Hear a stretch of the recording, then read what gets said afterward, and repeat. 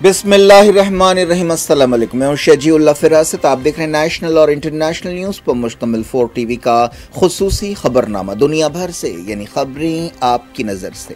सबसे पहले headlines. Russian फौजें Kyiv में दाखिल, दारुल हुकूमत पर कंट्रोल के लिए सड़कों पर लड़ाई, किसी भी वक्त कब्जा हो सकता है।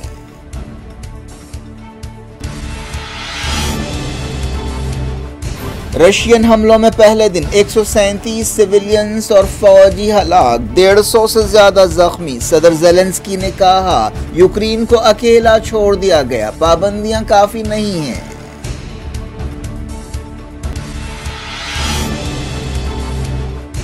हथियार डालने पर ही बातचीत करेंगे, मॉस्को का सख्त स्टैंड। कीव ने कहा यूक्रेन यूरोप के मुस्तकबिल की लड़ाई लड़ रहा है।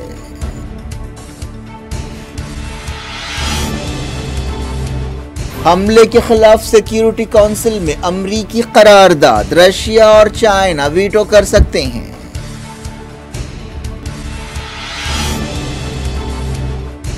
जी और पुतिन की बातचीत, चाइना ने कहा रशिया पर पाबंदियां गैर कानूनी हैं, सर जंग की जहनियत छोड़ दी जाए।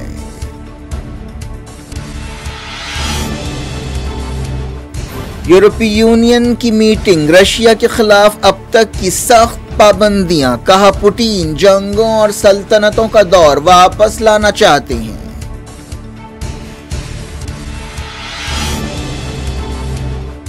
कई इंडियंस यूक्रेन की सरहदों पर जमा, हुकूमत वापस लाने के इंतजामात कर रही है।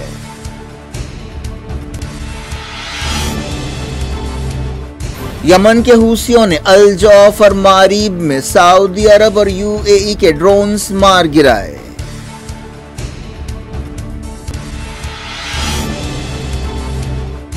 हिजाब केस में दलीलें पूरी, कर्नाटक हाई कोर्ट ने फैसला महफूज कर दिया।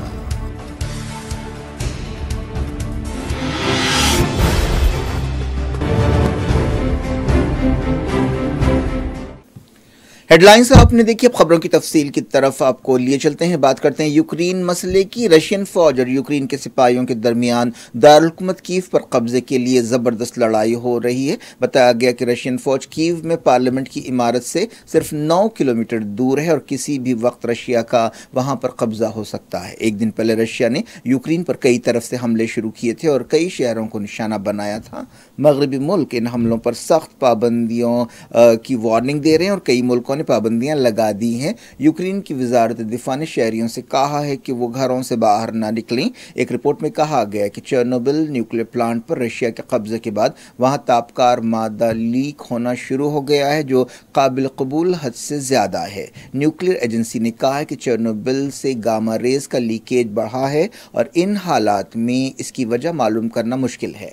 रशियन वजारत दिफा ने कहा कि रशियन फौज ने यूक्रेन की 118 मिलिट्री इंफ्रास्ट्रक्चर साइट्स तबाह कर दी हैं। वजारत दिफा ने कहा कि चेर्नोबिल न्यूक्लियर प्लांट की हिफाजत के लिए पैराट्रूपर्स तैनात किए जा रहे हैं।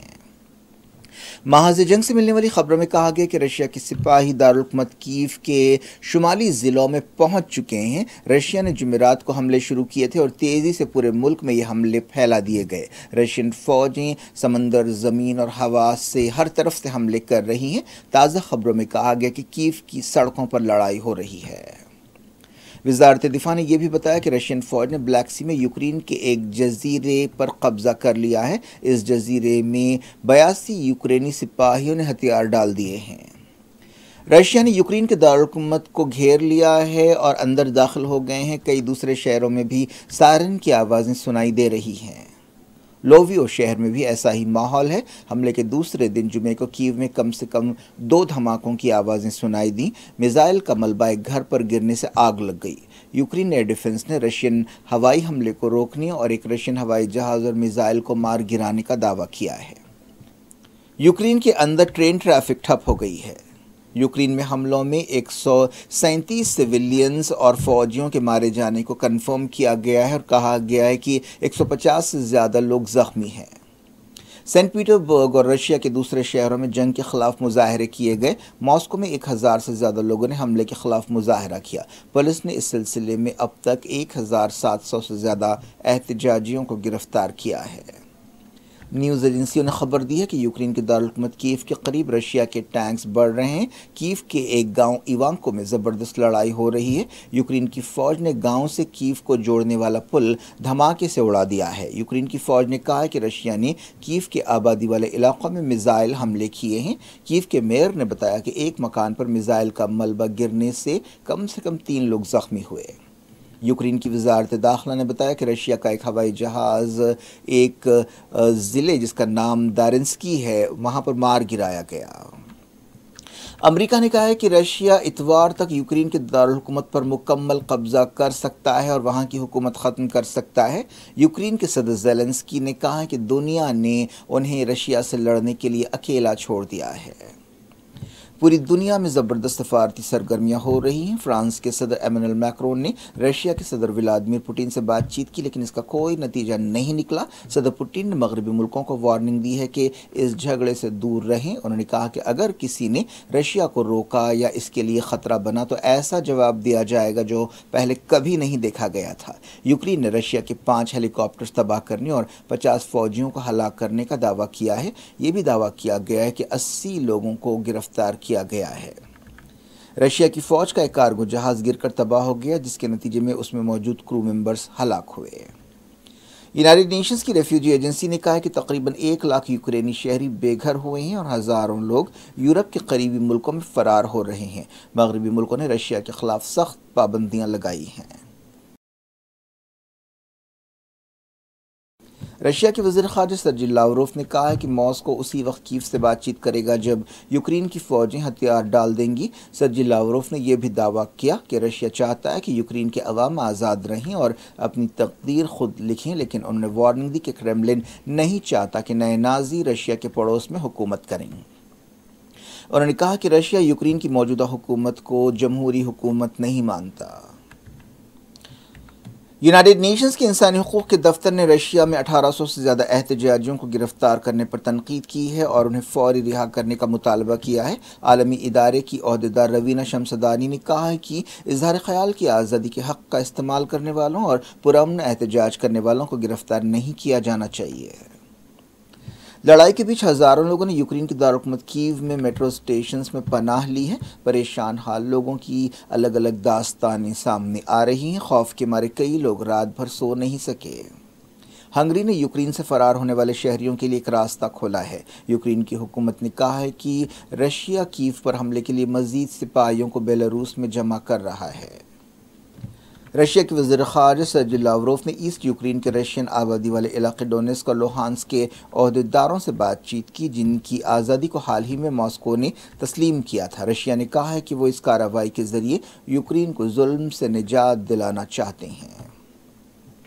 यूक्रेन की हुकूमत ने कहा कि रशिया की फ़ौज ने हमले शुरू होने के बाद से 30 से ज़्यादा सिविलियन मकामात पर बमबारी की। यूक्रेन के सदर ज़ेलेंस्की ने कहा कि उन्होंने पोलैंड के सदर से बातचीत की और मुखालिफ जंग इत्तेहाद बनाने की अपील की। सदर ज़ेलेंस्की ने कहा कि रशिया की जारहियत जारी रही तो ये इस बात का सबूत होगा कि मगरबी मुल्कों की तरफ से लगाई गई पाबंदियाँ काफ़ी नहीं हैं। उन्होंने कहा कि दुनिया दूर से तमाशा देख रही है कि यूक्रेन में क्या हो रहा है। यूक्रेन के वज़ीर ख़ारिजा ने कीव में रशिया के एक वहशतनाक रॉकेट हमले की मजम्मत की। यूक्रेन के सेंट्रल बैंक ने रशिया और बेलारूस के लिए अपने पेमेंट्स रोक दिए हैं। यूक्रेन के सदर ने एक वीडियो बयान में कहा कि जंग के पहले दिन 137 सिपाही और सिविलियंस हलाक हुए और 300 जख्मी हुए। ज़ेलेंस्की ने कहा कि रशिया की फ़ौज लोगों को मार रही है, पुरअमन शहरियों को टारगेट कर रही है। ये गलत है, इसे कभी माफ़ नहीं किया जा सकता। यूरोपीय यूनियन ने कहा है कि रशिया के सदर व्लादिमीर पुतिन को यूक्रेन के मामले में नाकामी हाथ आएगी। यूरोपीय यूनियन ने सख्त पाबंदियां लगाने का ऐलान करते हुए कहा कि पुतिन जंगों और सल्तनतों का दौर वापस लाना चाहते हैं। यूरोपीय यूनियन के मुल्कों ने पाबंदियां लगाने से इत्तेफाक किया और अमरीकी पाबंदियों की तायीद की और ऐसे कदम उठाने से इत्तेफाक किया जिनके ज़रिए टेक्नोलॉजी तक रशिया की पहुँच रोकी जाएगी। यूरोपीय यूनियन रशिया के असासे फ्रीज करेगी और उसे यूरोप के फाइनेंशियल मार्केट से दूर रखेगी। यूरोपीय यूनियन के के खारजा पॉलिसी चीफ जोसेफ बोरेल ने कहा कि हमने अब तक की सबसे सख्त पाबंदियां लगाई हैं। ताइवान ने कहा है कि वो रशिया के खिलाफ पाबंदियां लगा रहा है। ऑस्ट्रेलिया ने भी पाबंदियों का ऐलान किया और चाइना के रिस्पांस पर तनकीद की। ऑस्ट्रेलिया के वज़ीर आज़म स्कॉट मॉरिसन ने कहा कि ये बात नाकाबिल कबूल है कि चाइना मॉस्को के साथ अब भी तिजारती पाबंदियों को नरम कर रहा है। मॉरिसन ने कहा कि हम अपने पार्टनर्स के साथ मिलकर काम करेंगे और रशिया पर दबाव डालेंगे। बरतानिया ने कहा है कि रशिया पूरे यूक्रेन पर कब्जा करने का इरादा रखता है। इंडिया के प्राइम मिनिस्टर नरेंद्र मोदी ने रशिया के सदर व्लादिमीर पुतिन से टेलीफोन पर बातचीत की और यूक्रेन में खून खराबा रोकने की अपील की। जापान के वज़ीर आज़म ने रशिया के खिलाफ पाबंदियां लगाने का ऐलान किया। न्यूजीलैंड ने भी रशिया पर तिजारती और सफरी पाबंदियां लगाई। चाइना ने कहा है कि रशिया के खिलाफ लगाई जाने वाली पाबंदियां गैर कानूनी है। बीजिंग ने तमाम फरीकों से कहा कि वो सब्र तहम्मुल से काम लें। बीजिंग ने दो साबिक सोवियत पड़ोसियों के दरमियान तनाव के लिए अमरीका को जिम्मेदार ठहराया। वजारत खारजा की तर्जुमान ने मीडिया ब्रीफिंग के दौरान कहा कि अमरीका यूक्रेन को हथियार भेजता रहा है, तनाव को हवा देता रहा है और हवा खड़ा करता रहा है। देखते हैं इंटरनेशनल न्यूज़ के सिलसिले को। चाइना के सदर जी जिनपिंग ने रशिया के सदर व्लादिमीर पुतिन से बातचीत की और यूक्रेन के साथ मसाइल को पुरअमन तौर पर हल करने पर जोर दिया। चाइना के सरकारी मीडिया में कहा गया कि यूक्रेन की सूरत हाल तेज़ी से बदल रही है। चाइना इस बात की तायद करता है कि रशिया और यूक्रेन बातचीत के जरिए मसाइल हल करें। बीजिंग ने मौजूदा हालात को रशिया का हमला करार देने और रशिया की कार्रवाइयों की मजम्मत करने से परहेज़ किया, लेकिन जी ने पुतिन के साथ बातचीत के दौरान कहा कि सर्द जंग की जहनियत छोड़नी चाहिए, तमाम मुल्कों की वाजबी सिक्योरिटी तशवीश का एहतराम होना चाहिए और एक बैलेंस पैदा करना चाहिए। जी ने यह भी कहा कि वो यूक्रेन के साथ आला सतह की बातचीत कराने के लिए तैयार हैं। व्हाइट हाउस ने बताया कि सदर बाइडेन ने अमेरिकी कांग्रेस के लीडर्स को यूक्रेन की सूरत हाल से वाकिफ कराया। व्हाइट हाउस की प्रेस सेक्रेटरी जेन सैकी ने बताया कि बाइडेन ने 1 घंटे तक रिपब्लिकन और डेमोक्रेट लीडर्स से बातचीत की और उनके सवालों के जवाब दिए। अमेरिकी कांग्रेस यूक्रेन को हथियार देने के लिए $600 मिलियन मंजूर करने पर गौर कर रही है। हाउस स्पीकर नैंसी पेलोसी ने यह बात बताई। अमेरिका के secretary of state Antony Blinken ने बाल्टिक मुल्कों लातविया, लिथुआनिया और एस्टोनिया के फॉरेन मिनिस्टर से बातचीत की। इन बाल्टिक मुल्कों को डर है कि यूक्रेन के बाद वो रशिया का अगला टारगेट हो सकते हैं। जुमे को यूएन सिक्योरिटी काउंसिल की एक मीटिंग बुलाई गई है। अमेरिका और अल्बानिया ने इस मीटिंग की दरख्वास्त की थी और कहा कि यूक्रेन पर रशिया के कब्जे की मजम्मत करते हुए करारदाद मंजूर की जानी चाहिए। इस सिलसिले में करारदाद का मुसवदा भी आगे किया गया है। इन मुल्कों ने कहा है कि मॉस्को को अपनी फौजें बुलाना चाहिए। यूक्रेन के सदर यूरोपीय लीडर्स से कह रहे हैं कि वो जारे ताकत को रोके। अपने टेलीग्राम पेज पर यूक्रेन के सदर ने कहा कि यूरोप की किस्मत का फैसला यूक्रेन में हो रहा है। अगर अब पुतिन को मुनासिब जवाब नहीं दिया गया तो वो और आगे बढ़ेंगे। यूरोपीय यूनियन हथियारों से यूक्रेन की मदद कर सकती है और यूनाइटेड नेशंस की अमन फौज भेजने की तायद कर सकती है। एक बयान में कहा गया कि यूक्रेन और यूरोप की आज़ादी के लिए हमारे लोग यानी यूक्रेन के लोग जान दे रहे हैं। यूएन सिक्योरिटी काउंसिल की मीटिंग में जिस करारदाद को पेश किया गया है उसमें रशिया से कहा गया है कि वो फौरी यूक्रेन से फौजें हटाए। यूनाइटेड नेशंस के चीफ एंटोनियो गुटेरेस ने रशिया के सदर पुतिन से अपनी इस अपील को दोहराया है कि वो यूक्रेन पर हमले रोकें। उन्होंने कहा कि ये हमले गलत और नाकाबिल कबूल हैं, लेकिन ऐसा नहीं है कि उन्हें रोका नहीं जा सकता। इस नस्ल को जंग की लानत से बचाने के लिए अब भी देर नहीं हुई है। International committee of red cross ने वार्निंग दी है कि रशिया के हमलों से बहुत ज़्यादा तादाद में जानें जा सकती हैं। बरतानिया के वज़ीर दिफा बेन वॉलस ने दावा किया कि रशिया अपने 450 सिपाहियों से महरूम हो गया। यूक्रेन की हुकूमत ने शहरियों से कहा है कि वो पेट्रोल बम बनाएं और शहर की हिफाजत करें। यूनाइटेड नेशंस ने कहा है कि कम से कम 25 सिविलियंस अब तक मारे जा चुके हैं और 102 जख्मी हुए हैं। जुमे को नाटो इत्तेहाद की एक वर्चुअल मीटिंग हो रही है जिसमें बहरान पर गौर किया जा रहा है। यूक्रेन बहरान की वजह से फार्मूला 1 ने रशियन ग्रैंड प्री कैंसिल कर दी है। यूक्रेन के वज़ीर ख़ारजा ने तुर्की के वज़ीर ख़ारजा मेवलूद कावुसोग्लू से टेलीफोन पर बातचीत की। तुर्की के सदर तैयब एर्दोगान ने इल्ज़ाम लगाया है कि नाटो और यूरोपीय यूनियन यूक्रेन पर हमले के सिलसिले में कार्रवाई में नाकाम रहे। उन्होंने इस हमले को इलाक़ाई अमन के लिए धक्का करार दिया। अमेरिका के secretary of state Antony Blinken ने इंडिया के फॉरेन मिनिस्टर एस जयशंकर से बातचीत की और कहा कि दिल्ली यूक्रेन पर रशिया के हमले की मजम्मत करे। इंडिया यूक्रेन से अपने शहरियों को वापस लाने के लिए मुख्तलिफ ऑप्शंस पर गौर कर रहा है। रशिया ने हमले के बाद यूक्रेन की हवाई सरहदें बंद कर दी, जिसकी वजह से कोई 20,000 इंडियंस यूक्रेन में फंस गए। इंडिया के कई शहरी पोलैंड यूक्रेन सरहद पर पहुंच रहे हैं। पोलैंड में इंडिया के सफारत खाने ने उनके लिए एक एडवाइजरी जारी की है। इंडियन गवर्नमेंट ने कहा है कि वो अपने शहरियों को वापस लाने का खर्च उठाएगी। नई दिल्ली में ओहदेदारों ने कहा कि इन लोगों को बचाने के लिए फ़्लाइट्स का इंतज़ाम करने पर गौर किया जा रहा है। इस सिलसिले में हुकूमत हंगरी, पोलैंड, स्लोवेनिया और रोमानिया के साथ बातचीत कर रही है, जो यूक्रेन के पड़ोस में हैं। यूक्रेन पर रशिया के हमले से पैदा सूरत हाल का असर पूरी दुनिया पर पड़ रहा है। शेयर मार्केट्स में उथल पुथल मची हुई है। तेल की कीमतें बढ़ गई हैं, सोने की कीमतें भी ऊपर जा रही हैं। एक दिन पहले भारी गिरावट के बाद जुमे को एशिया के मार्केट्स की सूरत हाल कुछ बेहतर हुई है। यमन के हूसियों और उनके इत्तेहादियों ने अल जौफ और मारीब के आसमानों पर यूएई और सऊदी अरब के जंगी हवाई जहाज़ों और ड्रोन्स को मार गिराने का दावा किया। हुसी फौज के तर्जुमान ब्रिगेडियर जनरल याहिया सरी ने ट्वीट किया कि यमनी एयर डिफेंस ने अमरीकी साख्ता ड्रोन को मार गिराया, जिसे यूएई के पायलट चला रहे थे। सरफेस टू सरफेस मिसाइल का इस्तेमाल करते हुए अल जौफ में ड्रोन को मार गिराया गया। इसके कुछ देर बाद याहिया सरी ने एक और ट्वीट में कहा कि यमनी एयर डिफेंस यूनिट ने सऊदी अरब के एयरफोर्स के एक अमरीकी साख्ता ड्रोन को मार गिराया। यूनाइटेड नेशंस ने अफगानिस्तान में नामालूम लोगों के हाथों 8 पोलियो वर्कर्स की हलाकत की मजम्मत की है और कहा है कि इससे अफगानिस्तान से पोलियो के खात्मे की मुहिम को धक्का लगेगा। तालिबान ने कहा है कि जुमेरात को कंदूज और तखार सूबों में 2 अलग अलग हमलों में इन पोलियो वर्कर्स को निशाना बनाया गया।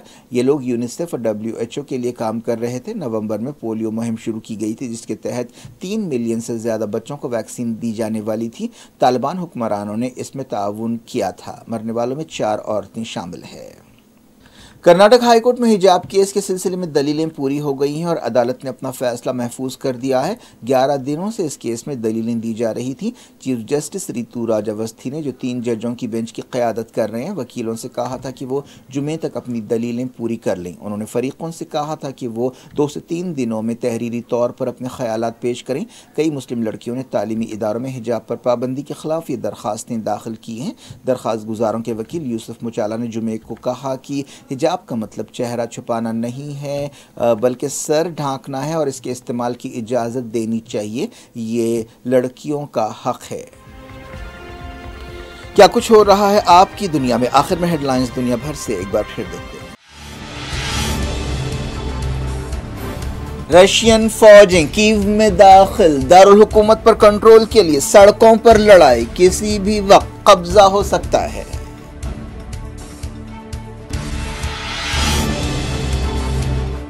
रशियन हमलों में पहले दिन 137 सिविलियंस और फौजी हलाक, 150 से ज्यादा जख्मी। सदर ज़ेलेंस्की ने कहा यूक्रेन को अकेला छोड़ दिया गया, पाबंदियां काफी नहीं हैं।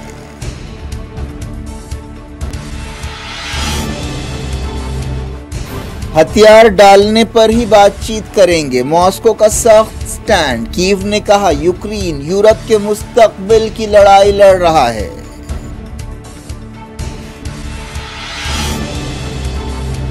हमले के खिलाफ सिक्योरिटी काउंसिल में अमरीकी करारदाद, रशिया और चाइना वीटो कर सकते हैं।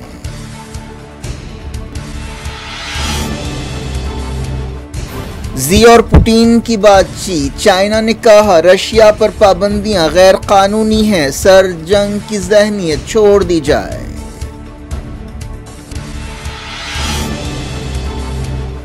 यूरोपीय यूनियन की मीटिंग, रशिया के खिलाफ अब तक की सख्त पाबंदियां, कहा पुतिन जंगों और सल्तनतों का दौर वापस लाना चाहते हैं।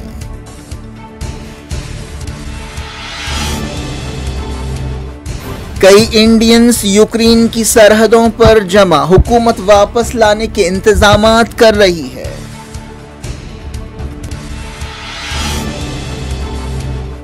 यमन के हूसियों ने अल जौफ और मारीब में सऊदी अरब और यूएई के ड्रोन्स मार गिराए।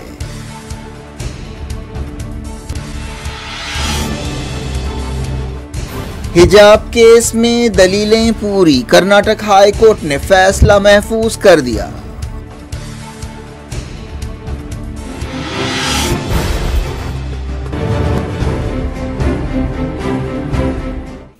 ये थी आज की खबरें। शजीउल्लाह फरासत को दें इजाज़त और अपना बेहद बेहद ख्याल रखें। अल्लाह हाफ़िज़।